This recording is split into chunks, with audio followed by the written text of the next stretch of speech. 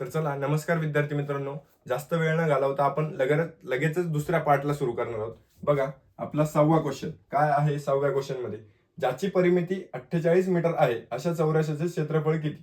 आता चौरसाचे क्षेत्रफळ, आता चौरसाची परिमितीचा फॉर्म्युला काय आहे, 4 गुणिले बाजू. तर चौरस किती आहे, 48 आहे. 4 गुणिले बाजूला आपण x घेऊया 48. हा 4 इकडे डिवाइड मध्ये इकडे येऊन होईल, इकडे मल्टिप्लाय इकडे येऊन होईल डिवाइड x. मग x काय येईल, 4 1 4, 4 1 4, 4 2 8, x आला 12. आणि आपल्याला काय विचारलंय, त्याचे क्षेत्रफळ. तर आता क्षेत्रफळाचा फॉर्म्युला काय आहे, क्षेत्रफळाचा फॉर्म्युला काय दिलेला आहे, त्याचं क्षेत्रफळाचा फॉर्म्युला आहे चौरसाचे क्षेत्रफळ चा फॉर्म्युला आहे बाजूचा स्क्वेअर म्हणजेच वर्ग. मग 12चा वर्ग equal to 144. Option number B, option number B मध्ये आपल्याला आन्सर दिलाय. कळालं. हे खूप सोप्या पद्धतीने आपण सोडवतोय आणि याच्यात फक्त फॉर्म्युलेचा गेम तुम्हाला कळायला पाहिजे, कसं कसं काय काय करतोय आपण. फॉर्म्युलेच व्यवस्थित जर समजले तुम्हाला तर सगळं काही एकदम व्यवस्थितरित्या तुम्हाला समजणार आहे. बघा, 7वा क्वेश्चन. एका साबणाच्या वडीच्या लांबीचे 7 मीटर रुंदी, लेंथ आहे 7 मीटर, ब्रेथ आहे 5 मीटर आणि विड्थ आहे 2.5. साबणाची वडी. आज ज्या पुठ्ठ्याच्या खोक्यात लांबी रुंदी जाडी, आता याच्यात पण लेंथ दिली आहे 56, ब्रेथ दिली आहे 40 आणि 25 सेमी विड्थ. तर बघा बघा काय विचारलाय प्रश्न. एक मोठा खोका आहे आणि एक छोट्या छोट्या साबणांचे पॅकेट आहेत. हे साबणांचे पॅकेट आहेत, हा मोठा खोका आहे. आपल्याला काय काढायचंय की याच्यामध्ये हे साबणांचे किती खोके बसतील, या मोठ्या खोक्यात साबणांचे किती पॅकिंग बसतील. त्याचा एक फॉर्म्युला आहे. जर आपल्याला याचं घनफळ, याची परिमिती जर काढायची असते तर आपल्याला फॉर्म्युला असतो लेंथ गुणिले ब्रेथ गुणिले हाईट, असा आपल्याला फॉर्म्युला असतो. तर बघा, हाईट विड्थ बघा तसंच आपल्याला करायचंय. 7 गुणिले 5 गुणिले 2.5.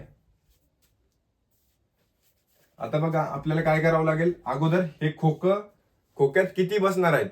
तर याच्यापेक्षा आपण काय करायचं की या खोक्याची परिमिती अगोदर वरती घ्यायची.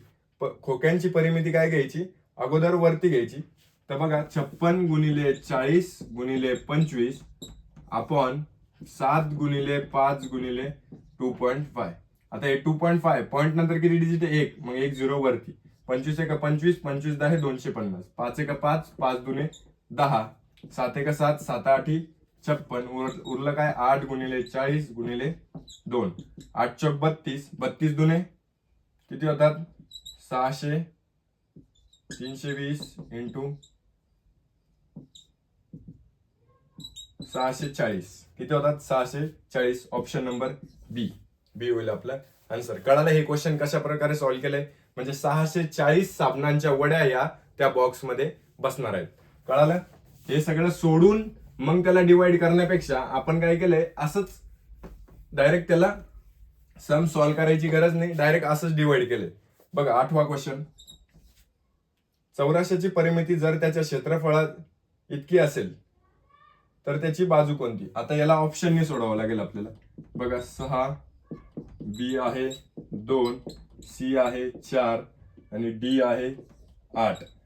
तर बघा, आपल्याला काय सांगितलंय की चौरसाची परिमिती. आता चौरसाची परिमिती आणि चौरसाचे क्षेत्रफळ याचा काय फॉर्म्युला आहे, 4 गुणिले साइड आणि साइडचा स्क्वेअर. आता 6 6 6 याचं येईल 24. जर 6 घेतलं तर याचं येईल 24 आणि याचं काय येईल 36. हे बरोबर आहे का, नाही. जर 2 घेतलं तर इथं काय येईल 8 आणि इथे येईल 4, हे पण नाही. आता तिसरं काय आहे 4, 4 घेतलं तर हे काय येईल 4 चौक 16 आणि इथं पण 4 चौक 16. तर ऑप्शन नंबर बी सी होईल आपला आन्सर 4.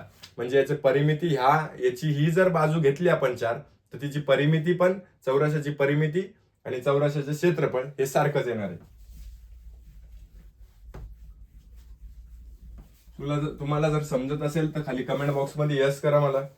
बघा, लास्टचा क्वेश्चन आहे आपला हळूहळू सगळे एक्झाम्पल सोडवत आपण ह्या मॅथच्या सेशनच्या लास्टच्या चॅप्टर पर्यंत पोहोचत आलेले आहेत. तर नीट लक्ष द्यायचं आहे. आणि तुम्हाला जर काही अडचण असेल तर मी कमेंट बॉक्समध्ये माझा नंबर पण दिलाय, त्याच्यावर तुम्ही संपर्क साधून या पूर्ण एक्सरसाइज मध्ये पूर्ण आपल्याला जेवढ्या बुकमध्ये मॅथचे सम्स आहे त्याच्यामध्ये काही पण अडचण आली तर तुम्ही मला त्या नंबरवर कॉल करून विचारू शकता. तर बघा, एका आयताकृती जमिनीची लांबीची रुंदी दुप्पट आहे 8 बाजू असलेल्या, तर बघा काय विचारलंय, एका जमिनीची आयताकृती रुंदीची दुप्पट आहे, लांबी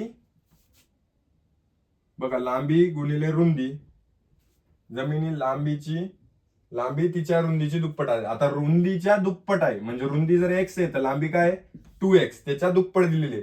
8 सेमी बाजू असलेल्या चौरसाकृती पोहण्याच्या तलावाने त्या भूखंडाची, आता याच्यात काय आहे, याच्यामध्ये काय आहे, एक पूल आहे. काय आहे, पूल. आता आयताकृतीचे क्षेत्रफळ, आता याचे क्षेत्रफळ किती आहे ते काढायचं आपल्याला. याचं क्षेत्रफळ दिलं आपल्याला आणि त्याच्यात काय आहे, चौरसाचे क्षेत्रफळ. याच्यात एक चौरस आहे आणि तो किती आहे, 8 पट. किती आहे, 8 मीटर बाजू असलेला. किती आहे, 8 मीटर बाजू असलेला. तर बघा, पोहण्याच्या तलावाने एक अष्टांश भाग व्यापलेला आहे. किती भाग व्यापलेला आहे, एक अष्टांश म्हणजे 8.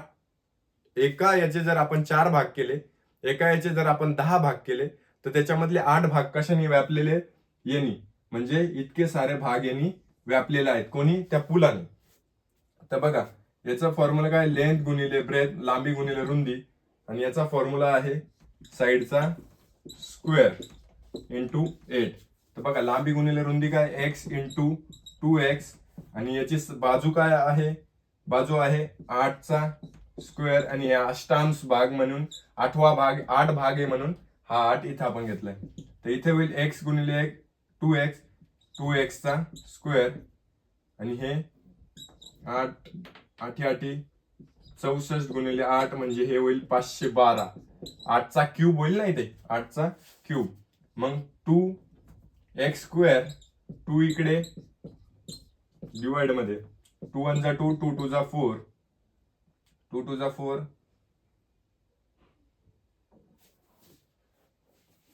1 2 5 जा 10 आणि 2 6 जा 12. x स्क्वेअर इक्वल्स टू 256, म्हणजेच x चा स्क्वेअर आहे तर 256 म्हणजे x इक्वल्स टू 16. काय येईल, x इक्वल्स टू 16, कारण की 16चा स्क्वेअर काय आहे 256. ऑप्शन नंबर सी मध्ये होईल आपलं आन्सर. कळाला व्यवस्थितरित्या तुम्हाला हा एक्झाम्पल कळाला आहे, कशा प्रकारे आपण सोडवलंय. जर याच्यात काही अडचण असेल तर लवकरात लवकर मला कळवा. आपली एक्झाम जवळ आलेली आहे, लवकरात लवकर आपल्याला सर्व काही सॉल्व्ह करायचं आहे. याच्यानंतर आपण व्यवस्थित सगळे पेपर्स वगैरे पण घेणार आहोत, त्याच्यात पण तुम्ही प्रेझेंट असणं खूप गरजेचं आहे. थँक्यू.